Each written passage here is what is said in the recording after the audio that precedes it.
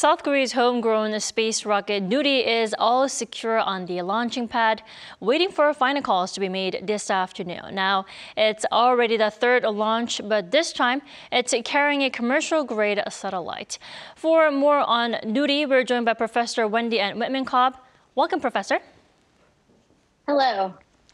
South Korea's rocket science technology has come a long way. We've seen the country's first Nuri rocket fall in its mission in 2021 and a satisfying success in the second launch last summer. Now, here we are with the third launch. What makes this one so significant? The big part about this launch is it's really the first operational launch for the Nuri rocket. And that really means that you have enough confidence in the rocket that it will launch and not suffer any failures, enough confidence that you can go ahead and put it on the market and use it to launch commercial-grade satellites, such as the next sat, which will be going up. Now, this launch will also be carrying several other CubeSats, which shows the capability that the rocket has to launch several payloads into space and not just one. Right, and Nuri itself is special and dear to South Korea in that it's the country's very first homegrown space rocket. Can we talk about some of Nuri's technologies and special aspects that stand out particularly? It's really hard to build a rocket. Only 6 countries previously to South Korea have been able to do so. And it's only been in the past couple of years where commercial companies have been able to do so. And so being able to develop the type of technology needed for successful rocket launches is really difficult. We know the general engineering behind building a rocket engine, but it's very difficult to actually pull that off and make that work. So what South Korea has had to do here is really grow that from the bottom up, learn the very hard work of how to build those engines. This is a 3-stage engine or a 3-stage rocket, which really just adds some, more complications. The more stages you have, the more could go wrong. So I think this is a really interesting way of doing it. And it also allows South Korea to build the expertise and experience that allows for further development in the future. Right, definitely a good opportunity for South Korea to step up to play a leading role in space industry. Now, if Nuri does successfully shoot for the stars later today, then what's next in terms of Nuri's mission in space? I mean, what's next for South Korea? What are we aiming for? Nuri aims to launch roughly once a year for the next couple of years. So I believe they have about 3 launches at least planned in the near future. But South Korea also has a very ambitious agenda in terms of lunar exploration.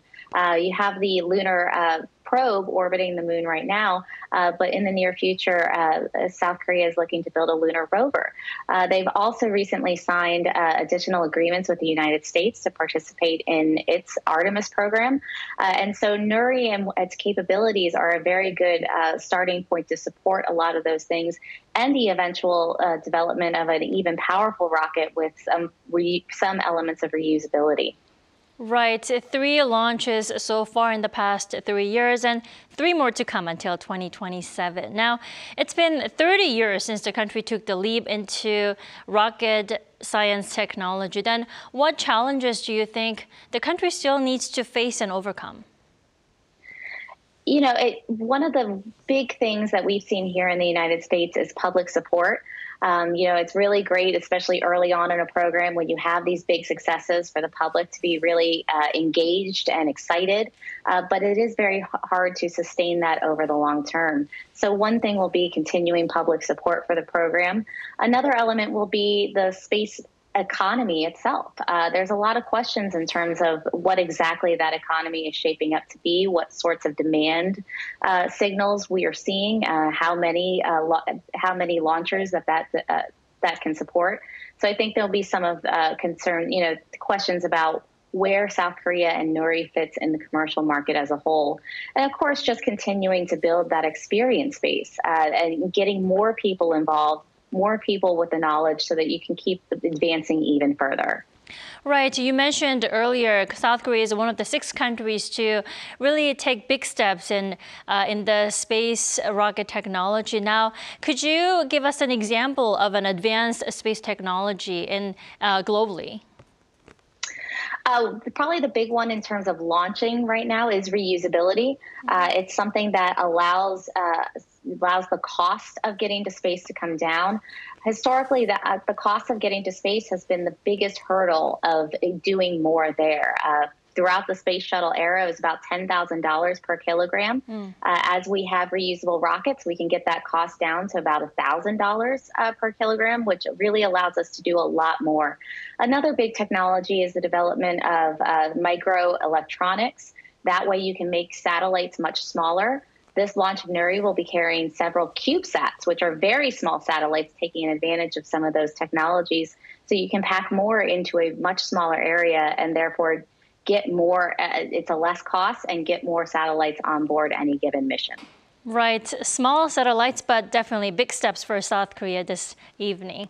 Thank you, Wendy, so much for joining us all the way from Alabama this morning. Thank you.